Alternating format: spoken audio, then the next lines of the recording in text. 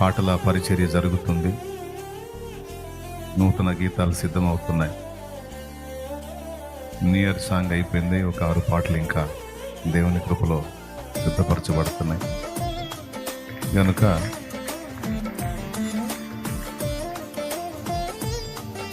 కూటం అయిపోగానే ప్రభు చిత్తం అయితే ఇంకొక పాట ఉంది, అది కూడా పాడేసుకొని ఇంకా బయలుదేరాలి. ప్రార్థన చేయండి. పాటలలో ఉన్న మాటలు కూడా దేవుని వాక్యాలే. అవి కూడా చాలామందిని ప్రభావితం చేసినాయి. క్రైస్తవ సువార్తీకరణలో పాటకు కూడా దేవుడు ప్రాబల్యాన్ని ఇచ్చాడు. దానివల్ల కూడా ప్రయోజనం ఉంది. మనం చెప్తే మాటలు వినడానికి ఇష్టపడని వాళ్ళు పాటలు ఆలకించే అవకాశం ఉంది.